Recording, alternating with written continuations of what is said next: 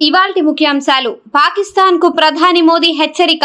పహల్గామ్ లో రక్తపు టేరులు పారించిన పాక్ ఉగ్రవాదులను ఏరి పారేస్తామని వెల్లడి. ఆపరేషన్ సింధూర్ పట్ల దేశ ప్రజలంతా గర్వపడుతుందని వ్యాఖ్య. శత్రువుల న్యూక్లియర్ బాంబ్ దమ్మీలకు భయపడేది లేదని స్ట్రాంగ్ వార్నింగ్. తెలుగు రాష్ట్రాల్లో అకాల వర్షాలు. శక్తి తుఫాన్ ప్రభావంతో ఇరు తెలుగు రాష్ట్రాల్లో అకాల వర్షాలు. నేడు రేపు తెలుగు రాష్ట్రాల్లో వర్షాలు కురుస్తాయని వాతావరణ శాఖ అంచనా. అకాల వర్షంతో తడుస్తున్న ధాన్యాలు. ప్రభుత్వాలు ఆదుకోవాలని రైతుల ఆవేదన. విజయసాయిరెడ్డిపై జగన్ సంచలన వ్యాఖ్యలు. విజయసాయిరెడ్డి చంద్రబాబుకి లొంగిపోయాడని మాజీ సీఎం ఆరోపణ. ప్రలోభాలకు లోనై రాజ్యసభ సీటును చంద్రబాబుకు అమ్మేశారని విమర్శ. లిక్కర్ స్కామ్ పై కేసు. జగన్ కీలక వ్యాఖ్యలు. తమ హయాంలో లాభాపేక్ష ఉండకూడదనే ఉద్దేశంతోనే మద్యం విక్రయాలు చేశామని వెల్లడి. కూటమి ప్రభుత్వమే లిక్కర్ లో కుంభకోణాలు చేస్తుందని విమర్శ.